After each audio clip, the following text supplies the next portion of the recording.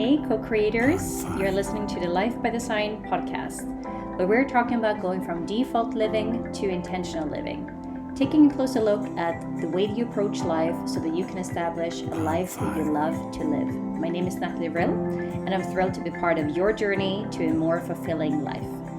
Welcome to episode number 3. Today we are talking about boundaries, your personal property line, whatever you think is okay or not okay in terms of behavior when interacting with you.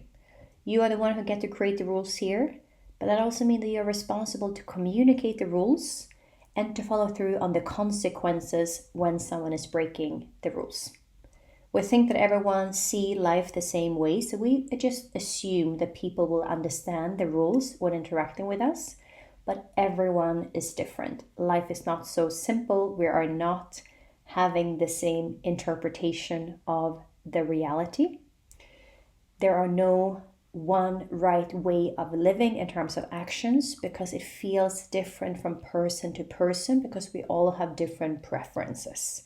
So super important that we are clear in our communication for what's okay and what's not okay for us. Whatever you need in order to feel safe, whatever you need in order to feel good. Those are your boundaries. So understanding the circumstances that you believe to be right, that you need in order to feel good. Those are your boundaries. In terms of thinking that everyone thinks the same way, I was in India a couple of years ago, and your physical space, there's also boundaries, right? How close someone can come to you in order for you to feel okay or not okay. I was standing in line and I had roughly 1 meter to the guy in front of me. And all of a sudden, another guy come and sneak up in front of me and stand like 10 centimeters next to the other guy. So like glued onto his back. And I don't think that he wanted to skip the line. I just think that he didn't even realize that I was standing in the line because I gave so much space to the next person. So just knowing that we all see the world very differently. If you were on the beach and there were plenty of space and a random person come and lay the towel right next to yours, you would probably felt like the boundaries were being crossed. Other people get to behave however they would like to behave. That is not your business. However, when interacting with you, it is. When someone is interacting with you, you are the one who get to set the rules for interacting with you. But that again means that you need to communicate the rules to them and also follow through in the consequences whenever someone is breaking the rules. We're all free to choose our actions. We're not free to choose the consequences that accompanies those actions. A couple of months ago, I decided to bike against the red light, and the consequences that came was a 70 francs fine. We're free to choose our actions. We're not free to choose the consequences of our action. When I was in my 20s, I used to club a lot. I used to go out, and some people, usually men, in my experience, only men, take themselves a lot of freedom to touch you everywhere. When I was 25, I was in Singapore, and at that point, I just had it. I was out with 2 colleagues, and all of a sudden, I feel someone grabbing me from behind, and my colleague could see on my face that something happened, and he just jumped on top of this guy. I jumped on top of both of them, and all of a sudden we all got kicked out from the nightclub, and the guy didn't want to apologize. He said there was his iPad that must have touched me. And I said, I can tell the differences between 5 fingers grabbing my ass and a flat surface touching me. He refused to apologize, and at that point I was very emotionally triggered and I just wanted to be right. So I called the police. They asked me to come into the station. I gave them the whole story. And in Singapore, they have 0 tolerance for sexual insult. So the consequence of his behavior was that his visa was withdrawn and he was sent back to the UK. We are all free to choose our actions. We are not free to choose the consequences that accompanies the actions. And you are the one who get to set the rules in terms of what the boundaries are whenever someone is interacting with you. When it comes to our body, it's quite easy to understand that we have boundaries. It's not okay for any stranger to just touch my body. We have a very physical property line.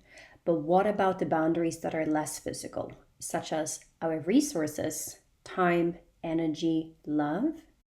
The other day I received a text in the morning from my mom asking if we can speak later on that day. And it was one of those days, the whole day was packed with client meetings, both coaching and boxing, and I had also committed to record a podcast episode. And it would have been easy to just move the recording of the podcast to a later date and then make room for my mom. However, I wanted to be honest with myself and making sure that I was feeling good and not feeling resentment when I was speaking with her, that I was showing up with a good state of mind. So I continued to committing to the plan that I had made ahead of time. And then I texted her back saying, I will call you at 7:30 p.m. And when I showed up to the call, I was there in love, listening, and able to show up for her instead of thinking, oh, I should have done XYZ, or she should be grateful because now I have moved things around for her. Same thing comes to whenever work is calling us late. Say, for example, that someone from work calls you at 8 p.m. Everyone is free to choose their own actions. We're not free to choose the consequences of our actions. So everyone is free to choose what time they call you. However, the consequences of the time they choose is up to you to follow through on. So if someone calls you on your spare time regarding a work matter, you can choose to not answer the phone. And if you are choosing to pick up the phone, that is your action. The consequences might be that you're training them. You're basically saying it's okay for you to call me this late, and their behavior continue. We're all free to choose our actions. We're not free to choose the consequences of our actions. Usually what we do is that we think that we have no other choice than to pick up the phone. And then we do, and then we complain about how inconsiderate the other party were, but we don't complain to them, we complain behind their back to someone else. Even though it was us picking up the phone and training them, okaying them to intertwine on my spare time.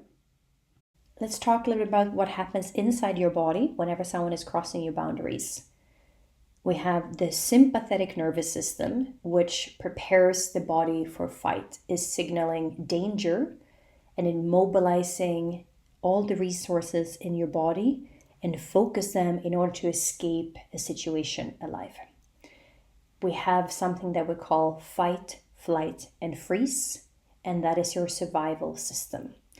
It's a beautiful design system that have helped our ancestors to escape dangerous situation. Any tiger, any other tribes trying to hunt us, trying to kill us. It's basically take control over your body, and it either acts in terms of fighting, so like we did in the nightclub, like jumping on top of the other person. So it just takes control over your nervous system, and it basically acts on behalf of you. You no longer need to think. In fact, you're actually not thinking, you're just reacting. You're reacting to the situation. The only issue with this system is today we have very few life-threatening situations, but the system works the same way. So it engages your whole body, prepares it for a fight. It blocks out the smart part of the brain, the creative part of the brain. It keeps you stuck in either the emotional part of the brain or the survival part of the brain. So you no longer have access to higher thinking, you're just reacting and responding to the situation in front of you without any rational thinking and without any consequence thinking. So we are saying things that we don't necessarily mean, we're doing things that we regret later on. And the things that are triggering the system today is no longer tigers, but it's SMS written in caps, it's a meeting book from your boss, it's someone that you're interested in not returning an SMS, or someone is raising their voice. Every time our alarm system is activated, we put the body in stress. We burn certain resources because it focuses the resources in order to get stronger, run faster, and then non-life-giving processes such as digestion or immune system are being lowered, are being slowed down because they're not necessary for surviving in the moment.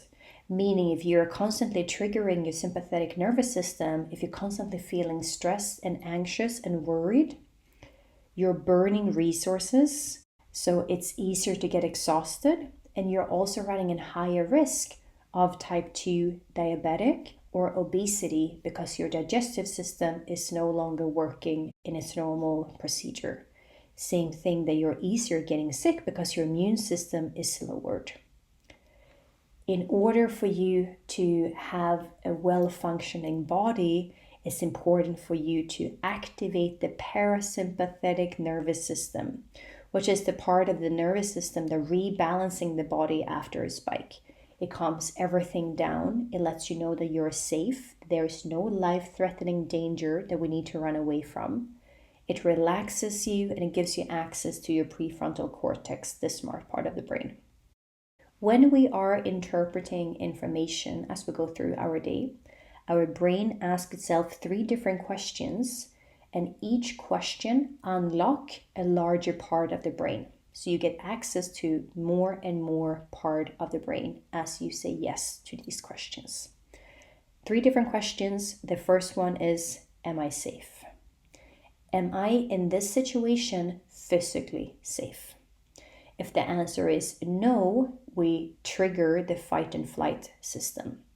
In the nightclub situation, when someone grabbed my ass, I did not feel physically safe. Hence, I was reacting in form of wanting to hit the guy. If the answer would have been yes, I am physically safe, the next question is, am I loved? Am I accepted? Am I seen? Am I valued? Am I respected? If someone is calling me late at night for work, I might not feel like they are respecting me. So maybe my am I loved question will be answered with a no. Whenever that one is answered with a no, our drama queen brain kicks in, meaning we bring up stories from the past that matches the emotion that you have in the situation. So all the other memories where you feel like you have not been respected or been taken advantage of will come in. And you're also thinking about the worst case scenario in the future, how this perpetuates and grows bigger and bigger and bigger, meaning you're now overreacting to the situation. If the answer to the question, am I loved, is yes, you unlock the prefrontal cortex, your educational part of the brain, the smart part of the brain.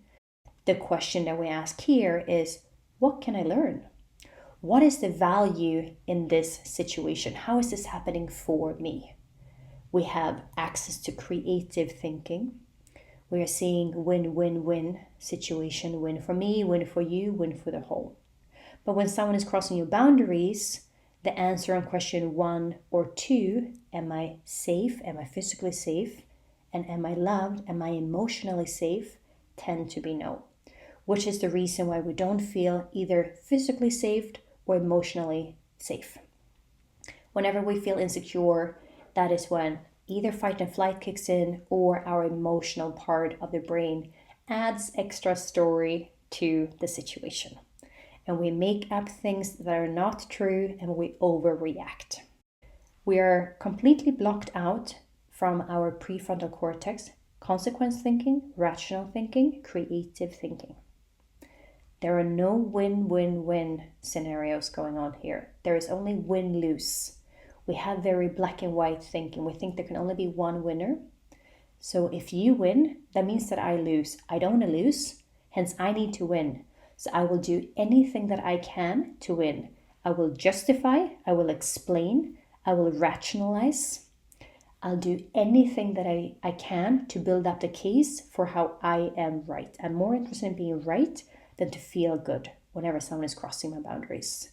And I also add that story like, how dare you? I know that I'm right. Your behavior is the wrong behavior.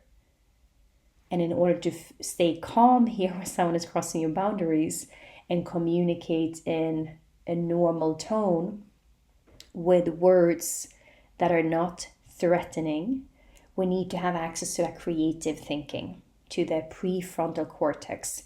And from there, we can see the win-win-win. And we do so by connecting with self, connecting with the other person, and connecting with reality. Connecting with self in terms of focusing on what's in your control. You can change what you're focusing on. You can change your attitude about the situation. You're in control in terms of how you show up. Connecting with the other person, understanding that it's not so easy to be the perfect human being. We all make mistakes, and that is okay. If you have not communicated your rules, the boundaries that you have set for other people, then maybe you can be more clear in your communication. Connecting with reality, connecting with the present moment. Whenever we are stuck in our emotional part of the brain, we are so tangled up in the past experiences and in the worst case scenario in the future that we are completely lost. We are not connected to the now, meaning we're making a hen out of a feather. We're fabricating a story and then just paste it on top of reality, which is the reason why we overreact when someone is crossing our boundaries, when we're not feeling safe. So it's important that we connect with ourselves. We let our body know that we are safe, everything will be okay, which will then give you access to that higher thinking. And isn't that what we always want? To be connected, to be in alignment, to have clarity, ease, flow, new ideas coming, feeling good, knowing that everything is well, and being able to see how this situation fit into the bigger picture. How whatever I'm learning here is allowing me to have a smoother ride towards wherever I want to go. But in order to see the value in the current situation, our parasympathetic nervous system needs to be activated, because that is what gives you access to the learning part of the brain, the educational part of the brain that answers the question, what can I learn? It's important to know your boundaries so that you are able to guide the people around you in terms of how to behave when interacting with you. How can they know if you don't let them know what is okay and what's not okay for you? Remembering, if you are just okaying everything and then complaining or blaming them for doing something wrong, even though you have been the one just acting accordingly, you are making it extra hard for everyone. Rather than being upfront with your request, making requests out of love. Again, we're not trying to manipulate someone's behavior, but we let them know our preferences, let them know what we prefer, and we do so by telling the background story. And that is something that we do whenever both people are calm, so that they can actually interpret what we're saying as valuable information instead of as a threatful attack. So this is not something to do in a heated moment, because whenever we are in a heated moment, our emotional part of the brain are activated, meaning we are not interested in understanding, we're just interested in explaining. We want to be right instead of feeling good. But when we are calm, we can learn something. And that is when we are sharing the background story. I am getting triggered when people do XYZ because I was having this experience in the past. I would appreciate if you had that in mind. I understand that it has nothing to do with you. I understand that this is something that I need to work on. But until I have untangled this, could you please? That's basically the conversation that we would like to have. And also ask the other person, do you have any points that you feel are easy to trigger you? Is there anything that I do that irritates you? How can I be more considerate in terms of making you feel good? And this conversation is really what creates glue between the two of you. So if or when any of you are trespassing each other's boundaries, you have that connection, a stronger bond. Whenever we are having this conversation, it's important that we are focusing on connecting instead of correcting, because connecting allows the brain to feel safe, gives you access to higher thinking, to creative thinking, to win-win-win scenario, win for me, win for you, win for the whole. Instead of correcting, which signaling danger, puts your whole body on alert, preparing for a fight and creating a filter that we are seeing the world from, where everything is a threat. Every single word that is coming out from the other person's mouth is now being interpreted as an attack.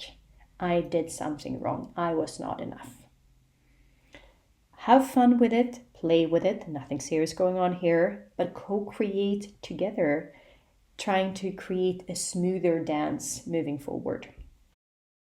3 things that is good to know and to do whenever someone is crossing your boundaries. The first one is creating a safe space, connecting with self, connecting with the other person, connecting with reality. So creating a safe space by connecting with you, focusing on what's in your control, focusing on keeping your body safe. What do you need in this moment to feel safe? What do you need in this moment to feel good? Connecting with the other person, understanding that they can't possibly know all the rules. They can't possibly know how this feels in your body. So communicate as much as possible up front. And if they don't know in the moment, then try to do it in a calm way, connecting instead of correcting. Connecting with reality, so rather than being stuck in the past event or in future scenarios, anchor in the present moment, creating a safe space for you, for the other person, and for reality to take place. Second one is forgiveness, meaning giving yourself the gift of leaving the past in the past and moving forward. As soon as you have interpreted a situation, that situation is already in the past. We have no creative power to change the past. The only thing that is in your control is what you do in this very moment, and how you feel in this moment, and what you do in this moment will affect the next moment. So all your creative power always lies in the now, meaning forgiving the other person, forgiving yourself, forgiving reality, leaving the past in the past, moving forward. Forgiving is a gift you give to yourself, leaving the past in the past. Third one is focus on your desired outcome. What is the bigger picture that I'm trying to obtain? What is it that I'm working towards? I want to feel safe. I want to feel good. I want to have a strong connection. And what do I need to tell myself in order to be a cooperative component to my own desire? What type of story would I need to play in my head?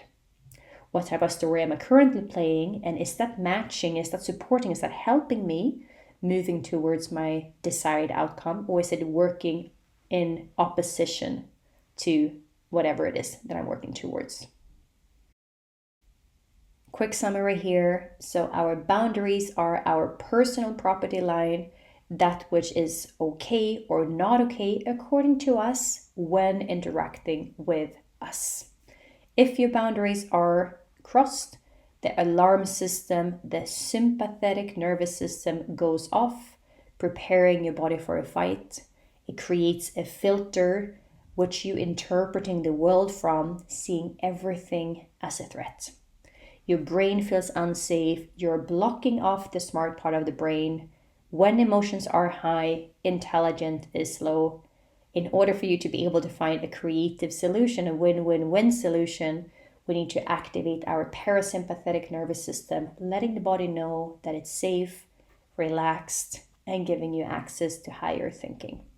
The magic word here is connection. Connection with you, connecting with the other person, connecting with reality, with the present moment. Connecting with you, focusing on what's in your control. What do you need in order to feel good right now? Connecting with the other person, giving them the benefit of the doubt. They can't possibly know how it feels in your body. You need to guide them. That is your responsibility. Connecting with reality, anchor in the present moment rather than being stuck in the past or in the future. Be right here. It becomes much easier whenever we are not carrying the load from the past or the burden from the future, when we are just simply here and now. The parasympathetic nervous system is something that you can actively, intentionally train, basically doing things that feels good for your body, that puts your body at ease, that relaxes your body. Having fun, being creative are all activating that learning part of the brain. The more you're strengthening that muscle for your creative part of the brain to be engaged, the easier it will be for you to bounce back whenever your sympathetic nervous system is activated. So listen to the signal of your body. If you're feeling that you're constantly being stressed, feeling anxious, out of control, it might be that your sympathetic nervous system is activated more frequently than what's normal or what's good for your body. That you're burning important resources and just feeling more and more exhausted because you're not giving your body enough rest to recover in between. If that is you, if you feel like you're starting to run empty, then what you need is tools to let your body know that everything is well, that it's safe to relax, giving you access to higher thinking, connecting with your parasympathetic nervous system. And the beautiful thing with the body is that it's so resilient. Whenever you stop doing the things that prevents your body from feeling good, it wants to calibrate back to normal.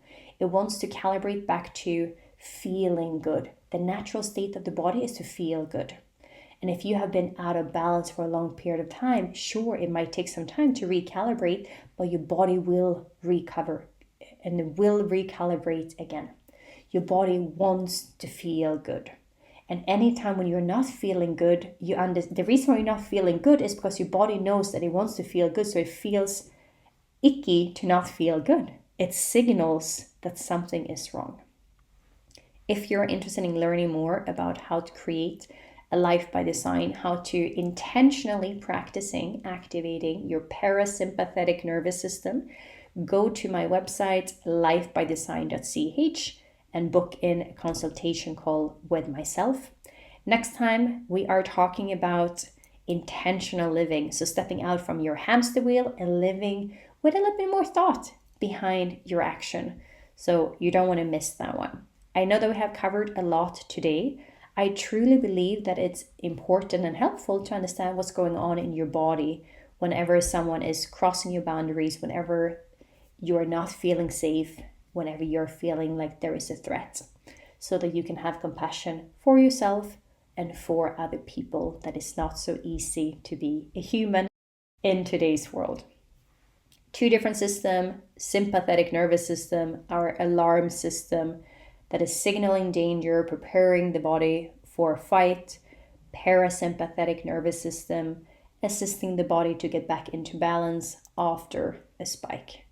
The first one, the sympathetic nervous system, is designed for surviving. The second one, the parasympathetic nervous system, is designed for thriving. Which one would you like to activate the majority of the time of your day? The surviving or the thriving? I have already made my pick, which is the reason why I help people create a life by design instead of by default. Till next time, stay open, be curious, practice intentionally to activate your parasympathetic nervous system, and remember, you're safe, you're loved. The question is, what can you learn?